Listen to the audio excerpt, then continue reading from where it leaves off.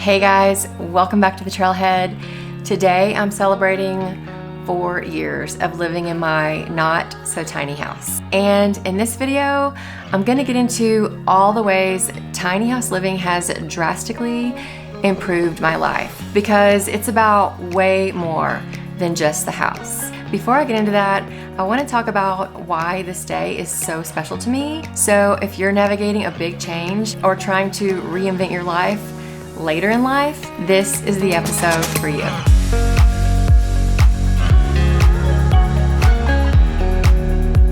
When my marriage of 18 years ended, it marked the end of a dream I had to get married and have kids and dogs and a 2-car garage. When that dream ended, it was the end of my family of 4 all being under one roof. And it was the end of having a partner and a financial safety net. It was a dark time. But when that dream ended, it gave me the permission I needed to dream a new dream for myself, to allow myself to not just survive, but to thrive and to be happy again and to focus on creating a life that felt true to who I am. So I made a very deliberate decision to not get on the dating apps or jump right back into another relationship. If you want to know more about why I still don't date and feel like I'm a lot happier because of it, let me know in the comments below, because I'm thinking about making a video on that. I needed to hit pause and focus on rediscovering who I was and what my values and desires were outside of a marriage. And so planning and building this tiny house became the vehicle for reinventing myself and creating a life that was completely different than the one I had before. And I'm here to tell you, it was not an easy process. There is no guide for how to build or buy a tiny house. What I thought was gonna be 6 months actually took about 2 years. There were moments that I doubted if this was the right decision, frustrations with not knowing which path I should take. But every challenge was another opportunity to prove to myself that I could handle anything this new life threw at me. Planning this house wasn't just about downsizing. It was about stepping into the unknown and trusting myself and realizing that there is no correct path. There's only my path. I love how Suleika Juwad summed this up recently in a Substack post. She says there is no moment where you feel a sense of arrival, where you have answered all the questions, where you've landed in the perfect place, where everything feels resolved in a final and permanent way. Life is one coming of age arc after another. There is no such thing as failure, only learning. We spend so much time focusing on what we have to do. We cross an accomplishment off our list and we keep moving to the next thing on the list, and we forget to pause and recognize where we came from. When you accomplish something, you should celebrate it, journal about it, tell your friends about it, make it a big deal. It's about telling your brain that this was a good thing and I want more of it. And the more we do that, the more we remind ourselves that going through something scary makes us feel so good when we get to the other side of it. And so every year when I celebrate my tiny house anniversary, it's a reminder. I can do hard things. I survived divorce, a major life shift. I reinvented my lifestyle and I created something beautiful for myself. How do I celebrate? For me, that celebration looks like going all out and decorating my tiny house, buying a cake or making some kind of fun new cupcake. Sometimes I'll pick a space in my house to reorganize or redecorate or make it more functional in some way. But because one of my goals this year is to celebrate more, I wanted to do something a little bit different for my tiny house. I don't know if you saw this video that was going around of this chain of gas stations where they have a sign in the bathroom that says, "Do not push this button." And when people push it, the lights go out, a disco ball drops and starts turning, and dance music comes on. And ever since I saw that, I've been completely obsessed with creating a tiny house bathroom disco. So after months of searching for the perfect disco ball, I finally found this rotating disco ball diffuser on Amazon. It's the perfect size for my bathroom, and I have to tell you, I don't even use it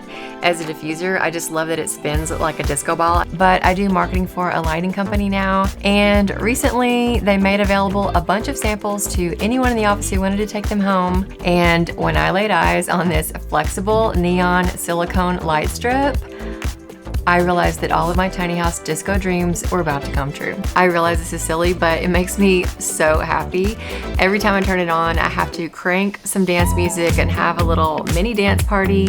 in the bathroom. I don't have the button for people to push to turn it on, but I do have it plugged into an outlet that I can control remotely on an app. I can automate it to turn on at certain times, or I can just wait until someone pops into the tiny house bathroom and turn it on as a little surprise when they're in there. I also have a hidden Nest speaker in here and a Spotify bathroom disco playlist. So if you'd like to suggest a song for my playlist, make sure to leave that in the comments below. I love having the bathroom disco going when I'm in a good mood or I need to get into a good mood.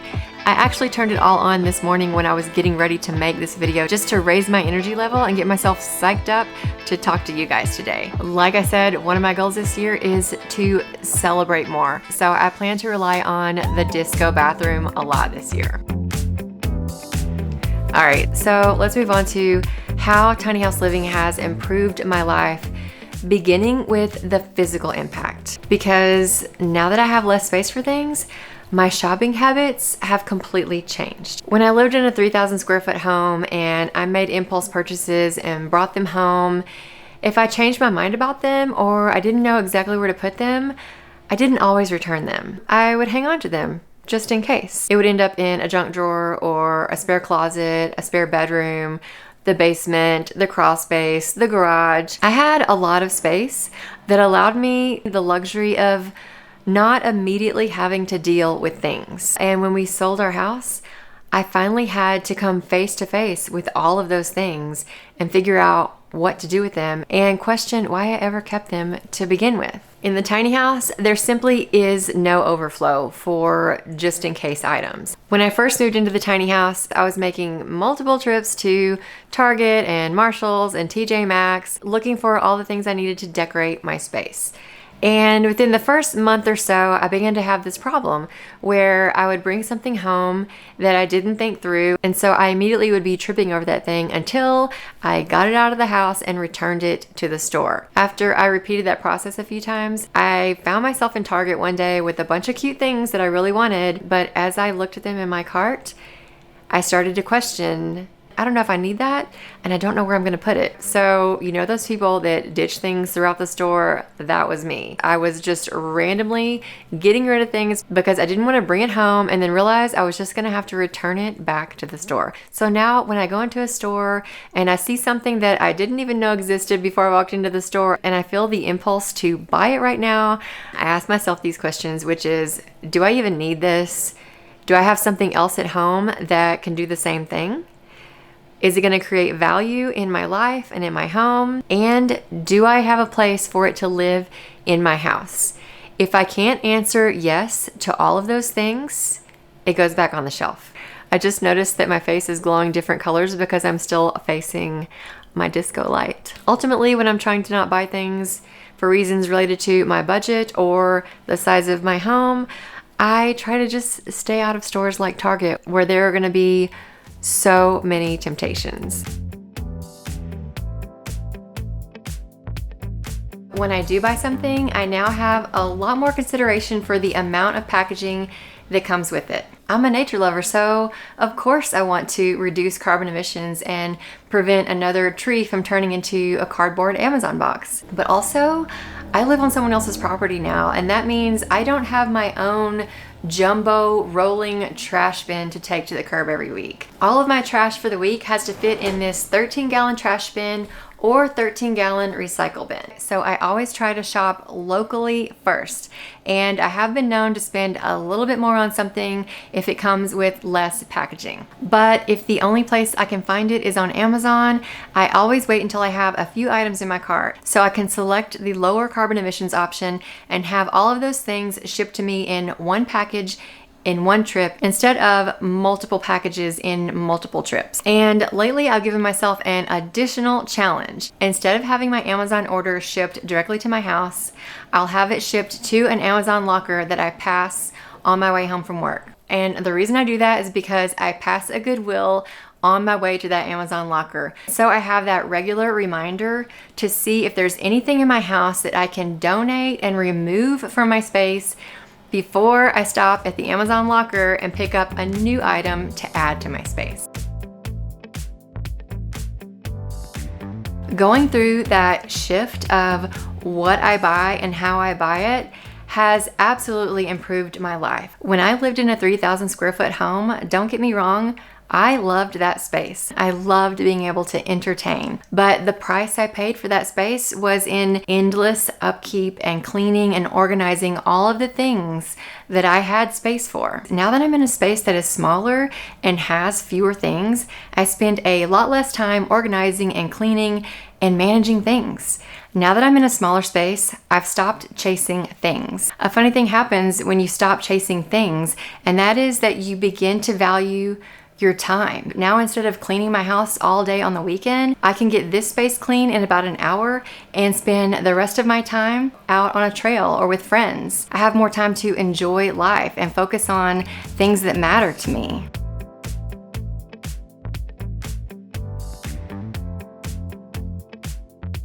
And having this new appreciation for time has also drastically changed the way I like to give and receive gifts. We naturally value gifting things because we can see them and touch them and own them. And so we think that if something lasts physically, it holds more value than a memory that could fade over time. Meanwhile, experiences are what truly shape who we are. A vacation might last only a week, but that time you spent with your family or the personal growth you experienced when you stepped out of your comfort zone is something that will last with you forever. When you think about your happiest moments, do you think about the stuff you bought or the things people gave to you? Or do you think about the trips you went on or the laughter you experienced when you were sharing quality time with your friends and family? I know for me, I couldn't tell you what I got for my birthday or Christmas even a year ago, but I vividly remember the awe I experienced on a sunrise hike with my son,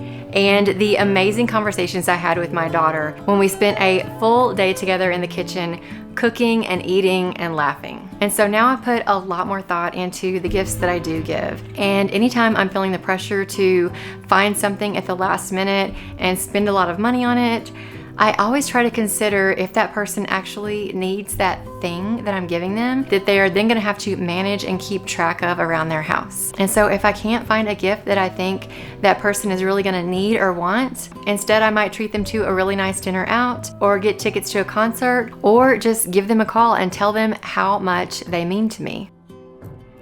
And on this topic of how emotionally attached we get to our things, I just want to say that if you think you're going into a situation where you might be getting a divorce or separating or facing some situation where you need to leave your house quickly, my number one piece of advice for you is to start downsizing the things you own now. The last thing you want to do is be going through some big emotional thing in your life while also having to pack and move and sort through years of belongings. I can tell you from my own experience that dealing with the physical stuff was a huge emotional challenge. Every item held a memory, and sorting through it all while processing divorce was overwhelming. So giving yourself that head start while you're in a calmer, better frame of mind can make a difficult transition a little easier.